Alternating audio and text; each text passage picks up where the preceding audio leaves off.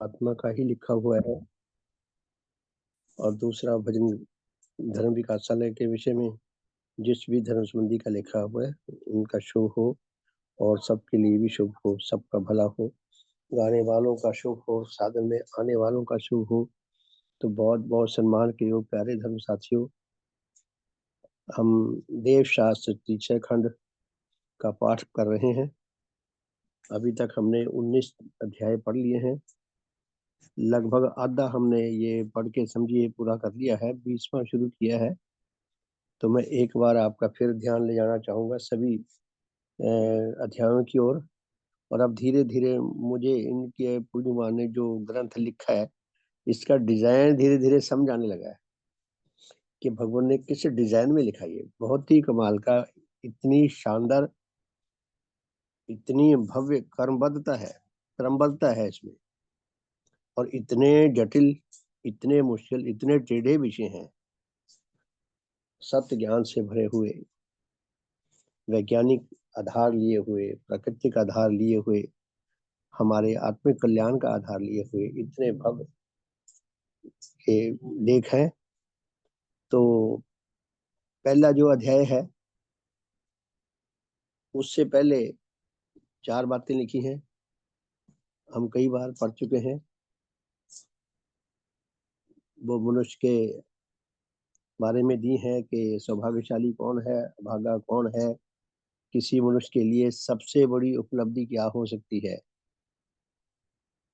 अर्थात यदि कोई, मान लो कोई ईश्वर, कोई भगवान हमारे सामने प्रकट हो जाए और कहे बच्चा मांग, वरदान मांग, तो साधारण जन तो छोड़ो, बड़े बड़े महापुरुष भी इतने कंफ्यूज हो जाते हैं, इतने पजल हो जाते हैं, इतने आत्म विभोर हो जाते हैं कि उनको सुध बुद्धि नहीं रहती कि क्या मांगे क्या ना मांगे। मान लो भगवान हमारे सामने प्रकट हो गए, वही कहते हैं बच्चा मांगो, क्या वरदान मांगते हो।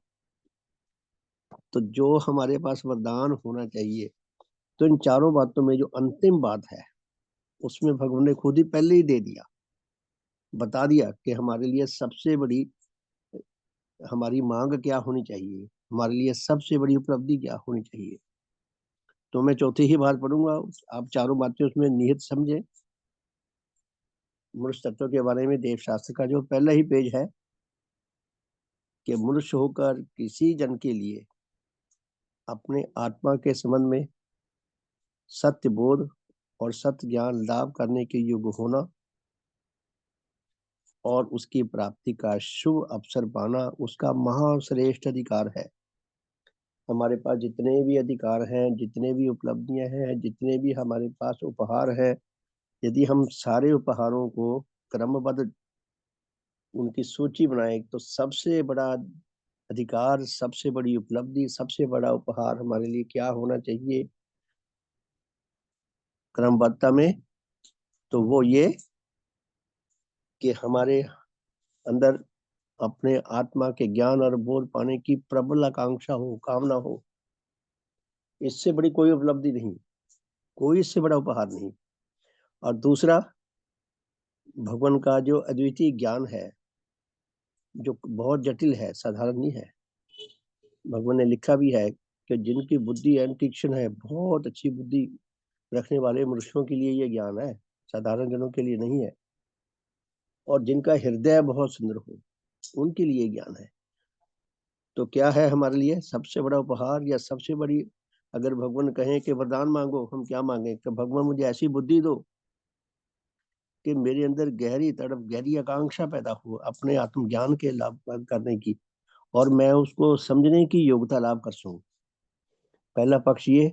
और दूसरा पक्ष भगवान कहते हैं कि ऐसे जन को अपने आत्मा के विषय में सत्य ज्ञान लाभ करने की, सत्य बोध लाभ करने की, सच्चा आत्म कल्याण लाभ करने की और निरंतर धर्म जगत में बने रहने की उसको ऐसे सुअवसर मिल सके।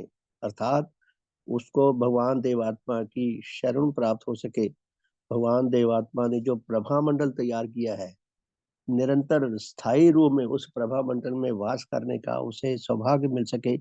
इससे बड़ा और किसी जन के लिए कोई सौभाग्य नहीं होता। तो हम देखें कितनी मूल्यवान है ये चारों बातें। और करोड़ों लोग इनसे वंचित हैं, करोड़ों लोग इनसे वंचित हैं। हमारा कितना बड़ा सौभाग्य है कि हमें ये अधिकार मिल गया। जैसे भी हमारी किसकी जैसी जैसी योग्यता है, उतना उतना हम ये सौभाग्य लाभ कर सकते हैं। उसके बाद फिर भगवान देवात्मा का मनुष्य जगत के संबंध में एक ऐसा गीत जो भगवान देवात्मा के देव अनुराग मूल के हृदय से उपजा है।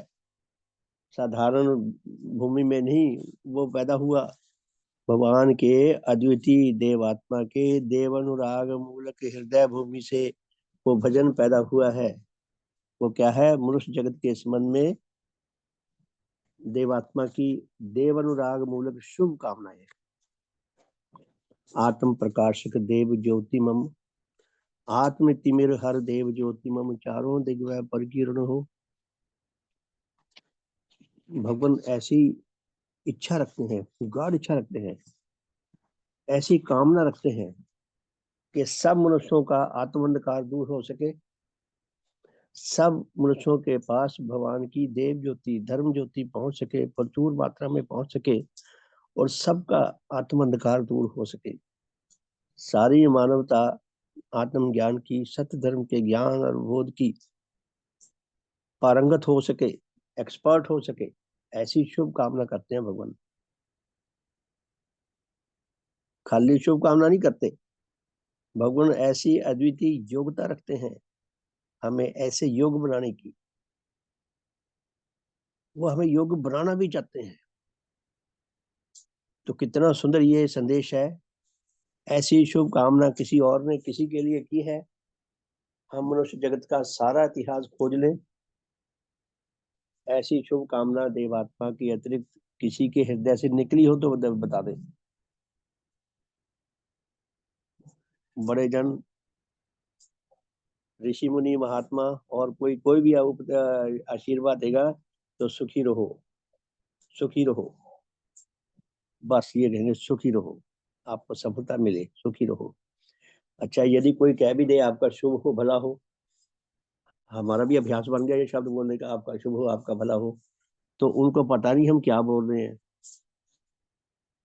बोल तो दिया शुभ हो भला हो, जब पूछे जी क्या है, आपने क्या दिया है, मुझे जरा शब्दों में समझा तो दो डिटेल में।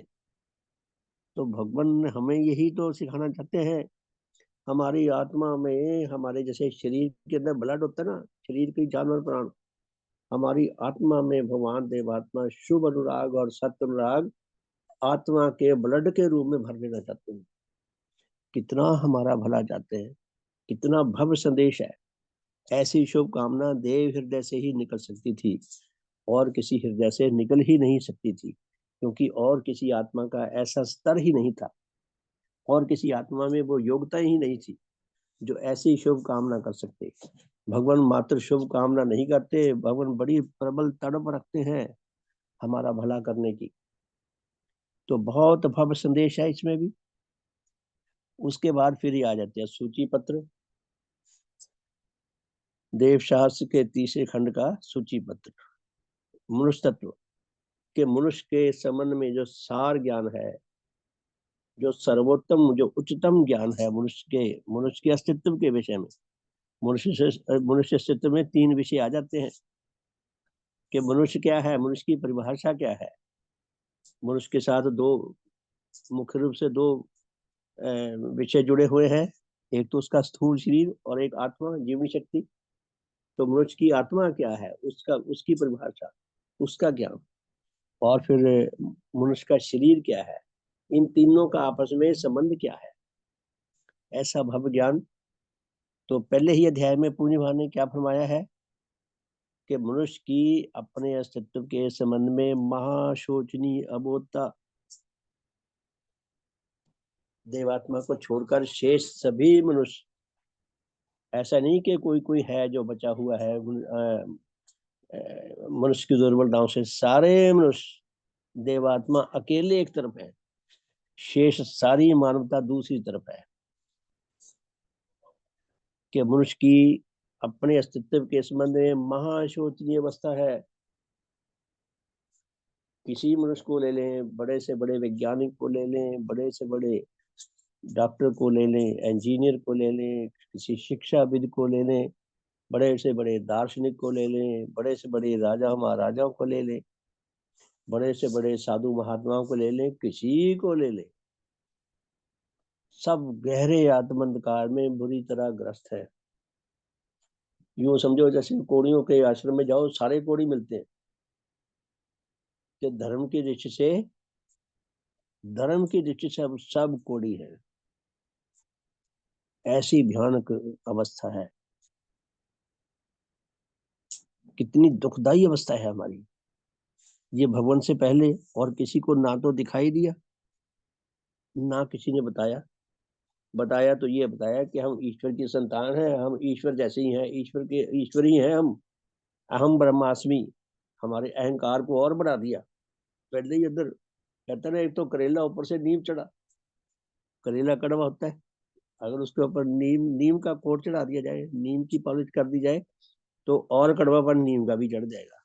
तो मनुष्य ऐसा कहने का लगे, अहम ब्रह्मास्मि, मैं ही ब्रह्म हूँ।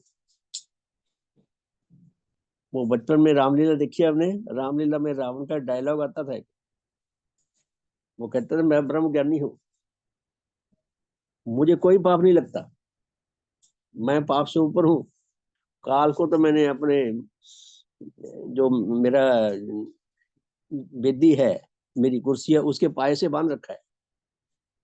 वो एक पैरों के नीचे भी दिखाते हैं, शायद वही ना काल हो, अब मुझे ध्यान नहीं आता। कि रावण के अगर वो देखे हम फोटो, उसके पैरों के नीचे कोई होता है, जिसके उसकी छाती पे या पीठ पे उसने पैर रखा होता है। तो अहम ब्रह्मास्मि बना दिया। तो भगवान ने क्या बताया कि सारे के सारे हम रोगी हैं, अनेकों प्रकार के आत्मिक रोगों से ग्रस्त हैं। शारीरिक रोगों के तो डॉक्टर बता देंगे, आत्मिक रोगों का कोई नहीं बताएगा, वो भगवान ही बताते हैं। और भगवान कहते हैं जैसी तुम्हारी अवस्था है, ये सारी अवस्था एक दिन तुम्हें आत्मिक मृत्यु की ओर ले जाएगी। सारी मानवता आत्मिक मृत्यु की ओर सरपट भागी जा रही है। भगवान ने कितना कठोर, कितना कड़वा, कितना भयानक, कितना डरावना सत्य हमारे सामने रखा है। मनुष्य के अपने अस्तित्व के संबंध में महाशोचनीय बोध था कि हम बहुत अबोधी हैं, हम बड़ी स्पीड से भागे जा रहे हैं अपनी आत्मिक मृत्यु की ओर। दूसरा अध्याय, मनुष्य में उसका सुखन राग ही उसके आत्मा की महाशोचनीय अबोधता का मूल कारण है। भगवान कहते हैं जो सारे मनुष्यों में आत्मिक अबोधता है, ये बहुत भयानक आत्मिक रोग है। तो इस रोग के कारण तो बहुत सारे हैं, लेकिन सबसे बड़ा कारण जो है वो मनुष्य का सुख अनुरागी होना है। प्रत्येक मनुष्य सुख चाहता है, और सुख भी कैसा, नीच सुख चाहता है, घृणा करता है, नीच घृणा करता है। भगवान ने बता दिया तुम उच्च सुख क्यों नहीं चाहते, नीच सुख क्यों चाहते हो। भगवान ने बता दिया कि नीच सुख क्या होता है, ये नीच सुख का अनुरागी क्यों बन जाता है मनुष्य। कि हम पशुओं से आए हैं, पशु वृत्तियां अपने साथ लेकर आए हैं। पशु नहीं देखता मेरा इस चीज को खाने का पीने का अधिकार है या नहीं है। जब उसको भूख लगी, वो किसी के भी खेत में घुस के तहस नहस भी कर देगा, खा भी जाएगा। और भी उसके काम जो ऐसे हैं, सिर्फ शारीरिक लेवल तक जीवित होता है। तो हमारे पास उन्नतशील बुद्धि शक्ति है, पूर्ण गठन प्राप्त शरीर है, और साथ में पशु वृत्तियां हैं। इन सारों ने मिलकर हमें निसुखरागी बना दिया, उच्च सुखरागी नहीं बने। तो भगवान कहते हैं सुख अनुराग, इसका मूल कारण, सबसे बड़ा कारण ये है मनुष्य की गहरी आत्मिक अबोधता का सुख अनुराग। इसलिए मनुष्य की आत्मिक विकास का सिलसिला लाखों साल से रुका पड़ा था। जो सबसे पहला मनुष्य प्रजाति का जीव पैदा हुआ होगा पशुओं से, वहीं से रुका पड़ा था इसकी आत्मिक विकास का सिलसिला। भगवान के आने के बाद ये मार्ग खुलना शुरू हुआ है। तो दूसरे अध्याय में ये भगवान ने स्पष्ट किया है। और तीसरे अध्याय में मनुष्य जगत में से अधिकारी जनों की नाना प्रकार की महाहानिकारक आत्मिक अबोधता के दूर करने और उनमें उच्च परिवर्तन लाने के लिए नेचर के नियमानुसार देव सूर्य देवात्मा का आविर्भाव। भगवान कहते हैं कि सारे मनुष्य जगत की जो आत्मिक विकास का सिलसिला बंद पड़ा था, बुरी तरह बंद पड़ा था, उसको खोलने के लिए, मनुष्य के विकास के मार्ग को प्रशस्त करने के लिए प्रकृति माता ने हम पर बहुत कृपा की है। भगवान देवात्मा को धर्म जगत के सूर्य के रूप में प्रकट करके हमारे आत्मिक विकास का सिलसिला खोलने का एक दैवीय प्रयास किया है कि भगवान के देव प्रभावों को पाकर जो अधिकारी आत्मा है, यहाँ भी फाइंडिंग्स है, यहाँ भी बंदिश है। सारे आत्मा देवात्मा से जुड़कर भरा नहीं कर सकते। वो कहते अधिकारी आत्मा, अर्थात जो जन्मजात उच्च गुण, उच्च भाव, सात्विक भाव, उच्च गुण लेकर आए हैं और जिनको भगवान के साथ जुड़कर अपने उन उच्च गुणों को जागृत करने, विकसित करने और उनके प्रभावों में रहकर उच्च जीवन जीने का सौभाग्य मिलेगा, उनके आत्मिक विकास का सिलसिला शुरू हो सके, विकसित हो सके, इसके लिए प्रकृति माता ने भगवान देवात्मा को देव सूर्य रूप में इस विषय में प्रकट कर दिया। कितना सुंदर नजारा। उसके बाद फिर चौथा चैप्टर है कि मनुष्य किसे कहते हैं।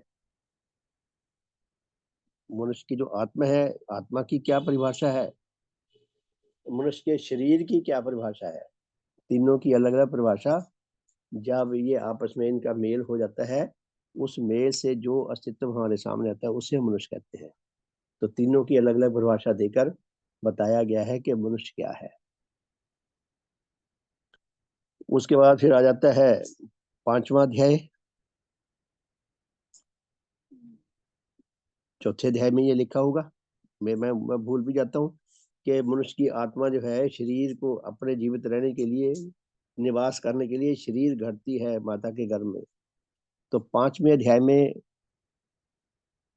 तर्क की दृष्टि से ये अध्याय दिया है कि इस बात का क्या प्रमाण है कि प्रत्येक मनुष्य के शरीर को उसका आत्मा ही बनाता है।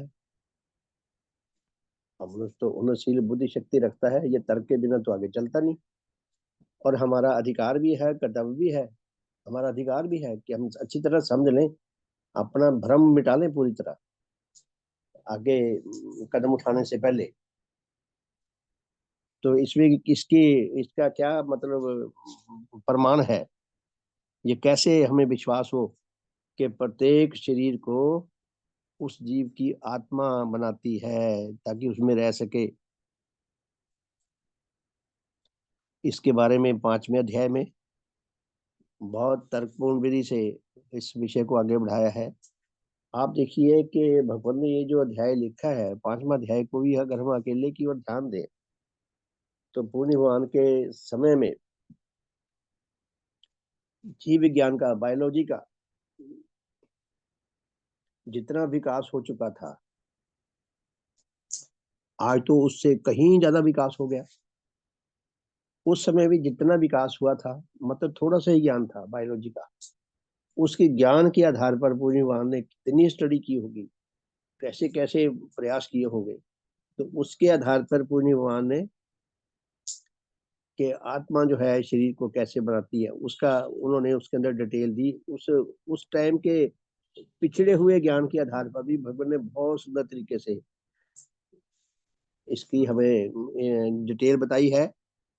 और स्थूल शरीर जो बनता है माता के गर्भ में, पहले उस चैप्टर का दिया है कि स्थूल शरीर का कैसे निर्माण होता है गर्भ में।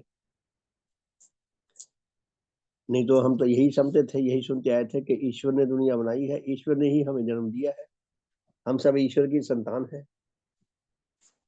भगवान ने तर्क का, बुद्धि का जितना सम्मान किया है, जितना सदुपयोग की है, जितना सुंदर ढंग से सदुपयोग किया है,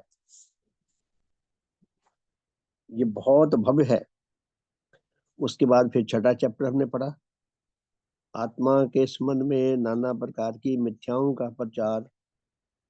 जब आत्मा का सत्य ज्ञान नेचर में वर्तमान था, तो ये मिथ्या मिथ्या धारणाएं कहाँ से आ गई आत्मा के संबंध में। तो भगवान ने बताया कि मिथ्या धारणाएं कहाँ से पैदा हुई, क्यों पैदा हुई, और ये मिथ्या धारणाएं जो बनी हुई हैं ये कितनी हानि करती हैं आत्मा की।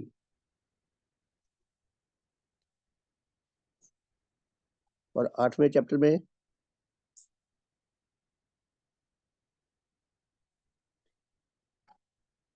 मनुष्य आत्मा की, ना सॉरी, 7वें चैप्टर में मनुष्य आत्मा की गठन क्या है। शायद दुनिया का सबसे पेचीदा, सबसे जटिल ये विषय है। स्थूल शरीर हमें दिखाई देता है, मेडिकल साइंस बहुत विकसित हो चुकी है, उसके बावजूद स्थूल शरीर का पूर्ण ज्ञान नहीं है। जो दिखाई देता है उसका सत्य ज्ञान पाना इतना कठिन नहीं होना चाहिए।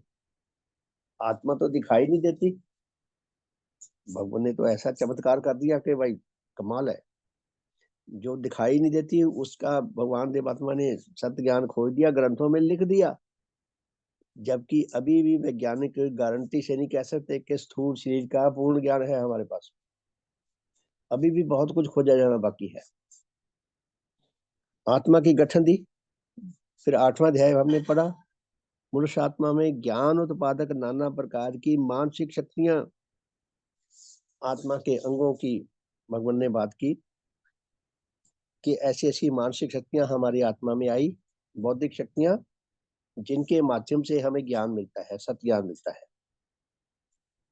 फिर 9वां चैप्टर पढ़ा, मनुष्य में नाना प्रकार के सुख और दुख विषयक बोध, और उसमें नाना प्रकार के सुखों के लिए आकर्षण व अनुराग और दुखों के लिए घृणा भाव, और इन्हीं दोनों प्रकार के भावों के द्वारा उसकी सब प्रकार की आत्मिक चिंताएं और क्रियाएं। तो पुण्य भगवान क्या स्पष्ट करते हैं इस अध्याय में कि मनुष्य में नाना प्रकार के सुख और दुख विषयक बोध, ये कहाँ से आए, कैसे आ गए। सुख के बोध कहाँ से आए, दुख के बोध कहाँ से आए, और फिर सुख और दुख के बोधों के आधार पर घृणा के बोध भी आए। जिस विषय में हमें सुख चाहिए, अगर उसमें कोई बाधाजनक है, हमारा सुख पूर्ण नहीं होता, तो उसका विपरीत भाव भी आया, घृणा भी पैदा होगी। तो घृणा भाव ये कहाँ से आए। और इन्हीं सुख दुख और घृणा भावों के आधार पर मनुष्य सारी आयु जो भी चिंतन करता है, जो भी गतियां करता है, उसका टोटल व्यवहार इन्हीं भावों के आधार पर होता है। हम सब एक सूत्री एजेंडे के आधार पर जीवन व्यतीत करते हैं कि सुख पाना है, दुख से बचना है।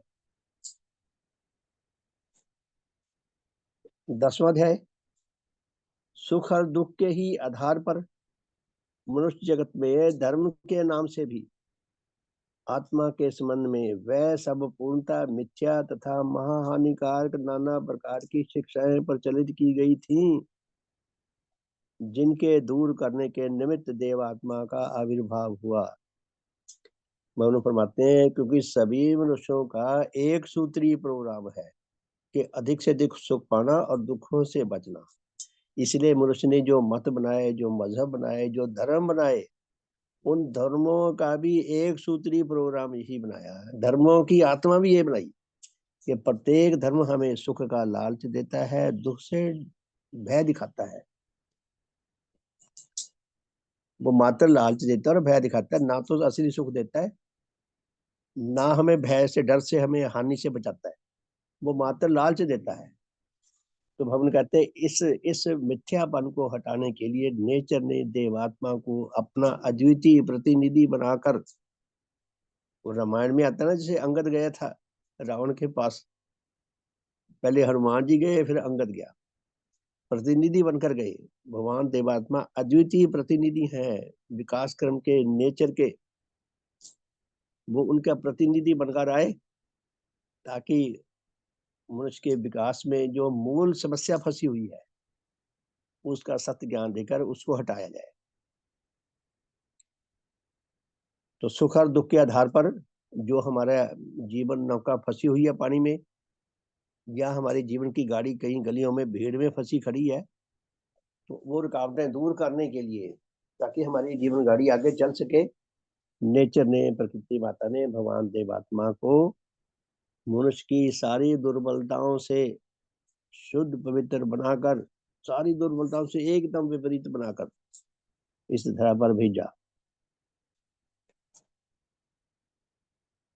बिल क्लिंटन साहब का ये ऐतिहासिक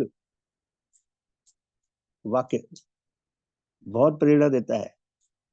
बिल क्लिंटन साहब अमेरिका के भूतपूर्व राष्ट्रपति हैं। जब वाजपेयी जी प्रधानमंत्री थे वो यहाँ आए थे भारत में, अपनी बेटी चेल्सिया के साथ विजिट किया था। तो आगरा भी देखने गए, ताजमहल देखकर आए। ताजमहल देखकर आप जाएं, आज भी जाएं अगर ताजमहल देखने, तो मेन गेट जहां से एंटर करते हैं उस कंपाउंड में जहां ताजमहल बना हुआ है, पहले तो बड़ी बड़ी दुकानें आती हैं गलियारे में से पास होके, तो वो ऐसा डिजाइन दिया है कि ताजमहल यूं आके एकदम आगे ऐसे खड़ा हो जाता है जैसे किसी के अंदर गली में से होता है ना, बब्बर शेर आके खड़ा हो जाए सामने, वो इंसान बहुत चक्का रह जाए। मैंने खुद नोट किया ये कई बार।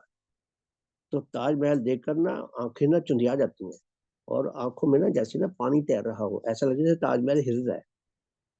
इतना आत्मविभोर हो जाता है इंसान उसके सौंदर्य को देखकर। तो बिल क्लिंटन साहब ने विजिटर बुक में क्या लिखा, उन्होंने लिखा कि ये दुनिया, ये मनुष्य जगत दो वर्गों में बटा हुआ है, दो श्रेणियों में बटा हुआ है। एक श्रेणी में वो मनुष्य है जिन्होंने ताजमहल देखा है, और एक श्रेणी में वो मनुष्य है जिन्होंने ताजमहल नहीं देखा। उनके अनुसार जिन्होंने ताजमहल नहीं देखा वो बेचारे बड़े अभागे हैं, बहुत अभागे हैं। बिल क्लिंटन साहब ने अपने भावों को प्रकाश करने के लिए बहुत सुंदर दृष्टांत दिया, लेकिन ये दृष्टांत परम पूज्य भगवान देवात्मा पर 100% सही बैठता है। अगर किसी ने ताजमहल नहीं देखा वो मर नहीं जाएगा कि भी इसने ताजमहल नहीं देखा था इसलिए इसकी जान निकल गई, ऐसा नहीं होगा। वो तो एक बिल्डिंग है पत्थर की, मिट्टी की। लेकिन भगवान देवात्मा को जिसने नहीं देखा वो अवश्य मर जाएगा। देखने का मतलब, जो भगवान देवात्मा को मन वचन कर्म से जीने के योग नहीं बना, वो नहीं जीवित रहेगा। कितना भारी अंतर है। तो भगवान देवात्मा ने हमारी कितनी बड़ी रुकावट से हमें बाहर निकालने के लिए प्रकृति माता ने भगवान को आविर्भूत किया। उसके बाद फिर 11वां अध्याय आता है। मनुष्य जगत में भिन्न भिन्न प्रकार के सुख अनुराग। अब पुण्यवान ने स्पष्ट कर रहे हैं कि जो सुख अनुराग है ये हमारी सबसे बड़ी समस्या है। तो जितने भी हमारे अंदर सुखों के अनुराग हैं, भगवान ने उनको 8 श्रेणियों में बांट दिया। जैसे आप किसी बड़े स्कूल में जाएं जहाँ पे 2000 बच्चे हों पढ़ने वाले, तो देखे वहां श्रेणीबद्ध है। कुछ बच्चे एलकेजी में हैं, कुछ नर्सरी में है, कुछ एलकेजी में है, कुछ यूकेजी में है, कुछ सेकंड क्लास में है, कुछ थर्ड में, एंड सो ऑन। अलग अलग क्लासों के। कोई पूछे जी बच्चे हैं एक ही क्लास में बिठा लेते सारे, ये अलग अलग क्यों कर रखे हैं आपने? खुले मैदान में बिठा लेते, सबको पढ़ा देते। तो इंसान के अंदर बुद्धि है, समझ है, वो मेंटल लेवल पर, मानसिक लेवल पर बच्चों को श्रेणीबद्ध किया है। कि जो यूकेजी की लेवल का जो मानसिक ज्ञान पा सकते हैं, पा रहे हैं, समझ आ रहा है जिनको, उनको उसी श्रेणी में रखा है। जो 5th क्लास में है उनको उसमें रखा है। तो भगवान देवात्मा ने हमारे जितने सुख अनुराग, यूं समझो कि स्कूल है 2000 बच्चों का, वो सारे बच्चों को उन सारे सुख अनुरागों को श्रेणीबद्ध कर दिया 8 श्रेणियों में। पहले सुख अनुराग शरीर संबंधी, जो शरीर से जुड़े हुए हैं। फिर दूसरी श्रेणी में सुख अनुराग है अहंग संबंधी। तीसरी श्रेणी में सुख अनुराग है संतान संबंधी। चौथी श्रेणी में सुख अनुराग है संबंधी, धन संपत्ति संबंधी। 5वीं श्रेणी में है संस्कार संग अभ्यास संबंधी। 6ठी श्रेणी में है हिंसा संबंधी। किसी को मार के, काट के, पीट के सुख मिलता है तो वो इंसान है, इसीलिए मारता काटता है, हिंसा संबंधी। 7वीं श्रेणी में आते हैं मिथ्या विश्वास संबंधी। कई सुख, कईयों को मिथ्या विश्वासों को पकड़े रखने में सुख मिलता है तो वो छोड़ना नहीं चाहते।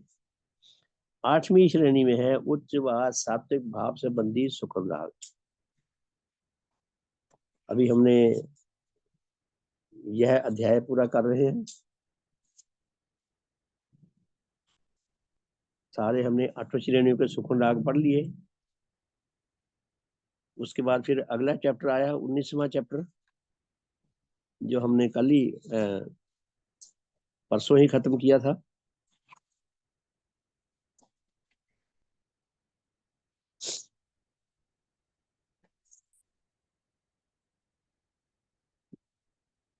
सुख राग का जो सबसे ऊंचे लेवल का सुख राग है वो है उच्चवाद सात्विक सुख राग। ये भी हमने पढ़ लिया। हम भगवान देवात्मा के साथ जुड़े हैं, उनकी शिक्षा को जानना चाहते हैं, समझना चाहते हैं, अपने जीवन में उतारना चाहते हैं, अपने प्रियजनों तक पहुंचाना चाहते हैं ताकि उनके भले का मार्ग भी खुल सके। तो ये उच्च सुख राग, हम उच्च सुख राग के माध्यम से ही भगवान देवात्मा के साथ जुड़े रह सकते हैं और अपने अपनी क्षमता, अपने अपनी योग्यता के अनुसार अपना आत्म कल्याण लाभ कर सकते हैं। तो 19वां अध्याय का ये हम ये पढ़ा। उसके बाद पर हम पढ़ रहे हैं 20वां अध्याय। तो आप देखिए 19वें अध्याय तक सुख रागों का पूर्ण भगवान ने हमें संक्षिप्त में वर्णन करके हमें इतना अमूल्य ज्ञान देने का बहुत सुंदर प्रयास किया है, बहुत सुंदर है। उसके बाद भगवान ने, जैसे हम परिवर्तन जीवन का नियम है, हमें एक नया विषय दिया। ये जो हमने सुख राग पढ़े हैं, ये वासना शक्तियां हैं। वासना शक्तियों के माध्यम से हमें सुख मिलता है। वासना शक्तियां अपने आप में बुरी नहीं होती, उनका प्रयोग बुरा होता है। यदि हमें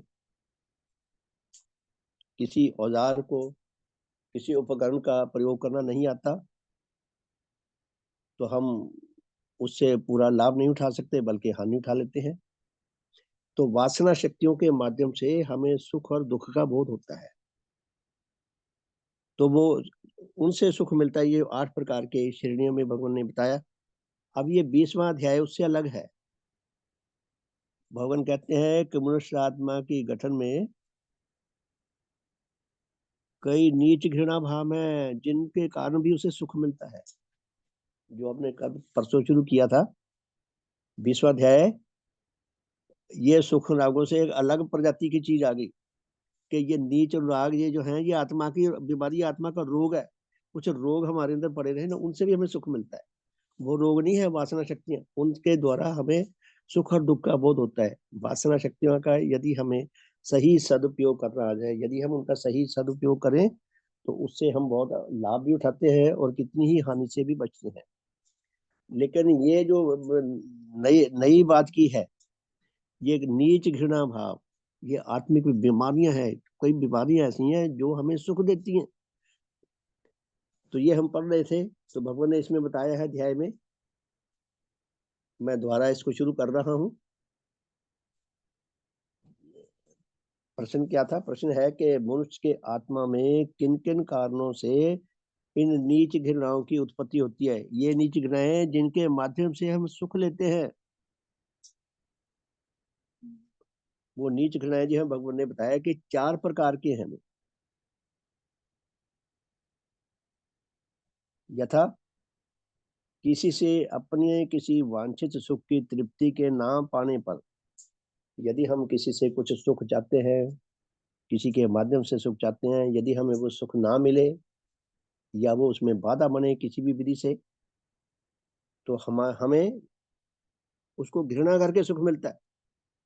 तो भगवान क्या कहते हैं, जब कोई मनुष्य अपनी किसी सुखदायक कामना में, चाहे उसकी वह कामना कैसी ही हो, कैसी ही अनुचित हो, कितनी ही हानिकारक हो, जब कोई मनुष्य अपनी किसी सुखदायक कामना में किसी और को साथी बनाना चाहता है और वह उसका साथी नहीं बनना चाहता और उसमें उसका साथ नहीं देता, वह उसकी किसी उचित कामना को भी किसी कारण से पूरा नहीं कर सकता व नहीं करना चाहता, तब वह अपने उस सुख विषयक अनुराग के नशे से,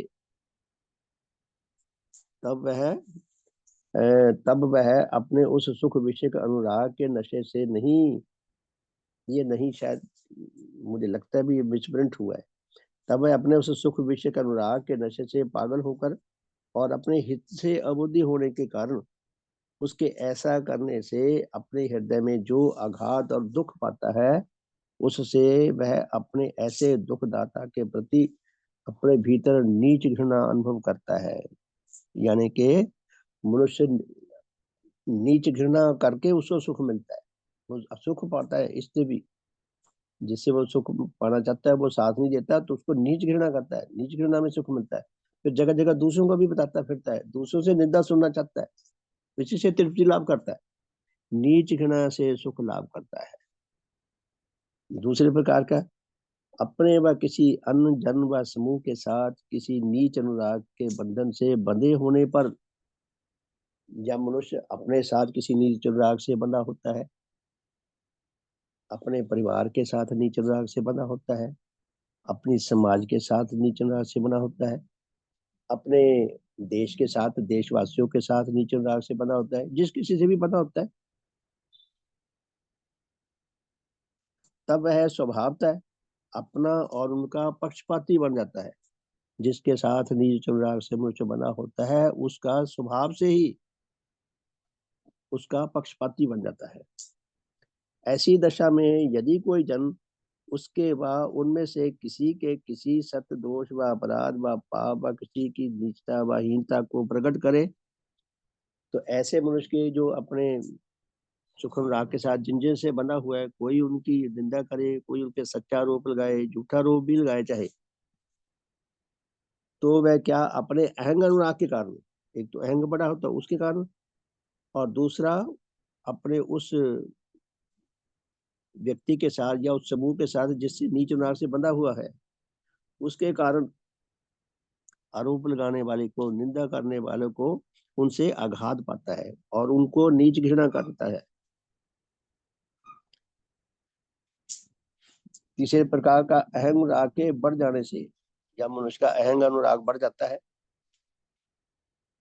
तो भगवान फरमाते हैं जब कोई मनुष्य इस दशा में पहुंच जाता है कि वह अपनी बड़ाई यानी कि अपना महिमा की तुलना में किसी विषय में भी किसी और जन की बड़ाई को, चाहे वह पूर्णतः सच्ची भी हो, सुनना व देखना व मानना पसंद नहीं करता और उससे दुखी होता है, तब वह उसके प्रति स्वभावतः नीच घृणा अनुभव करता है।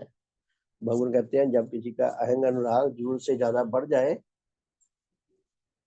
हम दृष्टांत से समझे, हम किसी कार्यक्रम में बैठे हैं, किसी जन को मेडल दिया जा रहा है, पुरस्कार दिया जा रहा है, तो जिसके अंदर ऐसा नीच अनुराग बढ़ा हुआ है, उसको खुशी नहीं मिलती कि भी बड़े कमाल का ये योग व्यक्ति है, इसको ये पुरस्कार मिल रहा है, मुझे इससे प्रेरणा लेनी चाहिए। वो कई तो शरेआम ओपनली निंदा करते रहते हैं, इसको क्या आता है, इसको उसकी उसकी दुर्बलताएं गिरने लग जाती हैं, कई झूठे आरोप लगाने जाते हैं कि फलां जगह इसने ये किया, अमुक स्थान पर ये किया, इस विषय में ये किया, उसको सुख नहीं मिलता, तो इंसान घृणा करता है कि इसको मेडल क्यों मिल गया। इस प्रकार का। चौथे प्रकार का, अपने एक व दूसरे प्रकार के मिथ्या संस्कारों व मिथ्या विश्वासों का अनुरागी बन जाने पर, जब इंसान अपने मिथ्या संस्कारों का और मिथ्या विश्वासों का अनुरागी बन जाए, उनको छोड़ना ही ना चाहे, वो बंदरी के बच्चा जब मर जाता है ना, वो तो मरे को भी लिए रहती है, जब तक नया ना पैदा हो जाए। हमारे से तो बंदरी ज्यादा अच्छी है कि जब उसके नया बच्चा पैदा हो जाता है, पुराने को तो छोड़ देती है मरे हुए को। ये मनुष्य जो है, देवात्मा का धर्म, नया धर्म आ गया, फिर भी नहीं छोड़ते पुराने। भगवान यह कहते हैं जब कोई अपने मिथ्या संस्कारों का अनुरागी बन जाए, अगर उसको समझ भी आ जाए ये मिथ्या है, फिर भी नहीं छोड़ना चाहता वो, क्योंकि अनुरागी है। मिथ्या विश्वासों का अनुरागी बन जाए, मिथ्या संस्कारों का अनुरागी बन जाए, तो वो कैसे कैसे खेल खेलता है। देखिए क्या कहते हैं भगवान, चार बातें कही हैं। जब कोई मनुष्य अपने मिथ्या संस्कारों व मिथ्या विश्वासों का अनुरागी होकर उनका पक्षपाती बन जाता है, तब वह किसी और मनुष्य के, किसी अन्य मनुष्य व मनुष्य समूह को अपने किसी धर्म मत व धर्म विषयक विश्वास के अनुसार ना पाकर उनसे घृणा करता है। जितने दुनिया में मत मजहब हैं, जितने तथाकथित धर्म हैं, वो सब एक दूसरे को घृणा करते हैं। अगर ओपनली नहीं करते, सूक्ष्म रूप में घृणा करते हैं। अपने गुरु को, अपनी शिक्षा को, अपने मत को, अपने विश्वास को, अपने उस समूह को पसंद करते हैं, बाकियों को घृणा करते हैं। वो सत्य ज्ञान पाना ही नहीं चाहते, समझना ही नहीं चाहते, देखना नहीं चाहते। अपने मत के, अपने मिथ्या विश्वास के, अपने मिथ्या संस्कारों के इतने अनुरागी हो जाते हैं कि वो छोड़ना ही नहीं चाहते। जो उनको नहीं मानता उनको घृणा करते हैं, दूसरे मतों को, दूसरे धर्मों को घृणा करते हैं। कहीं या ना कहीं अधिकतर ऐसा मामला देखने में आता है। दूसरी बात, किसी जन की किसी पोशाक को, किसी ड्रेस को, किसी चाल ढाल को, किसी रहन सहन को, किसी बोली आदि को अपने जैसी ना देखकर उसे घृणा करते हैं। मुझे याद है एक बार एक व्यक्ति ने, मैं यूपी में ही था, तो कोई बात चली, और पंजाब का, पंजाबी का नाम लेकर उसने, अरे क्या है घटिया सी लैंग्वेज, कोई घर लैंग्वेज है?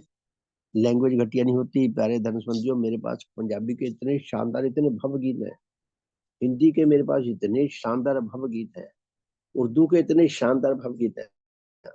प्रत्येक लैंग्वेज की, प्रत्येक भाषा की अपनी ब्यूटी है,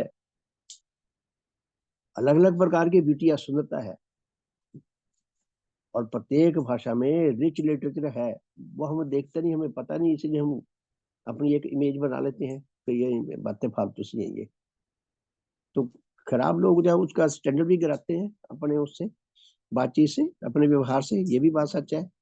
तो भवन क्या कहते हैं, किसी जन की ड्रेस को देखकर, किसी की चाल ढाल को देखकर, किसी के रहन सहन को देखकर, किसी की भाषा को, बोली को देखकर, और अपने जैसी ना पाकर उसे घृणा करते हैं। इसमें घृणा करने की ये क्या बात है देखा जाए तो? पशु जगत कहते कोई घृणा नहीं करते, ना हमें घृणा करते हैं हमारे ड्रेस को लेकर, ना आपस में घृणा करते हैं।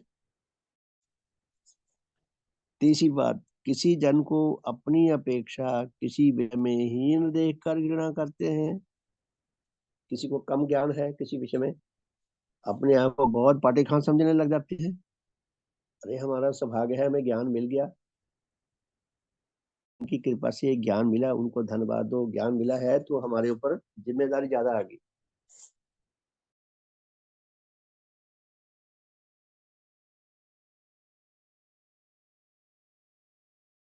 कहना चाहता था, लेकिन मैं संकोच बस कह नहीं सका। लेकिन आज जब रुड़की में और भी कई साथियों को हमें वो अवार्ड मिला था, मेरे पास है, तो मैं अवार्ड को रोज प्रणाम करता हूँ। वो अवार्ड मुझे डराता है, मैं सच कर, मैं आज पहली बार बोल रहा हूँ। वो अवार्ड नहीं है, मेरे लिए बहुत बड़ी जिम्मेवारी है। मेरे लिए अहंकार करने की लेश मात्र भी बात नहीं है। वो जो अवार्ड मिला है, ऐसा लगता है कि उस अवार्ड के पीछे नेचर का करोड़ों साल का संग्राम है, विकास क्रम का करोड़ों साल का संग्राम है। और इस धरती पर जब मनुष्य पैदा हुआ, वहां से लेकर जो जीवन यात्रा, अमीबा से जीवन यात्रा शुरू हुई, वो करोड़ों साल की यात्रा, करोड़ों साल का इतिहास है उसी नाम के पीछे। और जब मनुष्य जगत प्रकट हुआ, मनुष्य जगत के प्रकट होने पर भगवान देवात्मा के महान वंश के माध्यम से भगवान देवात्मा प्रकट हुए। विकास क्रम का उसके अंदर बहुत बड़ा योगदान है, पुण्यवान का बहुत बड़ा योगदान है। भगवान ने ऐसी शिक्षा खोजी, भारतीय संस्कृति का बहुत बड़ा योगदान है, भारतीय आध्यात्मिकता का बहुत बड़ा योगदान है। और फिर भगवान ने ऐसी शिक्षा खोजी, ऐसे ग्रंथ बनाए, ऐसी समाज बनाई, ऐसी व्यवस्था बनाई, और मेरे जैसे को ढूंढ ढांड के कहाँ से लेकर पुण्यवान के चरणों में खड़ा कर दिया, और थोड़ी बहुत शिक्षा समझ आने लगी। कितनों का योगदान है। इस लायक मुझे समझा गया, मैं लायक तो नहीं हूँ, लेकिन इस लायक समझा गया, अभी इसको भी अवार्ड दे दिया जाए तो ये अवार्ड मेरे लिए सचमुच कांटों का ताज है। ये बहुत बड़ी जिम्मेदारी है, बहुत बड़ा सौभाग्य भी है, हमें ऐसा काम मिल गया, और बहुत बड़ी हमारी जिम्मेवारी भी है। ये अहंकार करने के लिए नहीं है, ये अवार्ड जीने के लिए है कि जिस काम के लिए दिया उसको हम ज्यादा से ज्यादा अपने जीवन से सुंदर तरीके से उसको आगे बढ़ाने का प्रयास करें काम को। तो बहुत बहुत सम्मान के योग प्यारे धर्म साथियों, मैं बात कर रहा था कि किसी जन को अपनी अपेक्षा किसी विषय में ही देखकर घृणा करता है, असल में वो अपने आप को घृणा करता है। ऐसा व्यक्ति अपनी आत्मा की मृत्यु के लिए पूरा करकट खाता है नीच भावों का। तो हमें इनसे बचना है। और चौथी बात, किसी जन को उसके किसी व्यवसाय व रंग व जाति भेद आदि के कारण घृणा करता है। तो मनुष्य के अंदर अपने आत्म कल्याण का मसाला तो है नहीं, और जो मसाला है अंदर भरा हुआ वो उसको भयानक आत्मिक मृत्यु को लाने का है। प्रकृति माता ने करोड़ों साल के संग्राम के बाद हमें जन्म दिया है। हमें इसलिए जन्म नहीं दिया कि हम नीच घृणा करके खा पी के लोगों को सता के दुख दे के मर जाएं। प्रकृति माता ने हमें इसलिए जन्म दिया है कि हम अपने जीवन को सुधार कर अपना सच्चा कल्याण लाभ करने का प्रयास करें, औरों के लिए भी सेवाकारी सहायकारी बनकर अमरता के मार्ग को पकड़ सकें और अमर होने की ओर हम चल सकें। मैं चल सकूं, आप सब चल सकें। पूरी भगवान की कृपा हम पर निरंतर बरस रही है, हम उसका सच्चा साधन कर सकें। भगवान जैसा हमें बनाना चाहते हैं हम उस मार्ग को शीघ्र से शीघ्र पकड़कर अधिक से अधिक गहराई के साथ महसूस करके चल सके, मैं चल सकूं, आप सब चल सके। सबका शुभ हो, सबका हित हो, सबका मंगल हो, सबका कल्याण हो। बहुत बहुत धन्यवाद। आज खुशी की बात है कि 16 परिवार जुड़े हुए हैं साधन में, तो सबका बहुत बहुत धन्यवाद। जय ध्वनि करके आज के साधन को विराम देंगे और फिर रात को मिलेंगे 8:40 पे और प्रातः 5:30 बजे। सबका शुभ हो। भगवान देवात्मा की जय। भगवान देवात्मा की जय। भगवान देवात्मा की जय। भगवान देवात्मा की जय। सबका शुभ हो, सबका हित हो, सबका मंगल हो, सबका कल्याण हो। शुभ संध्या। बहुत बहुत धन्यवाद सबका। तो रात को मिलते हैं जी 8:40 पे। सबका शुभ हो। बहुत बहुत धन्यवाद जी।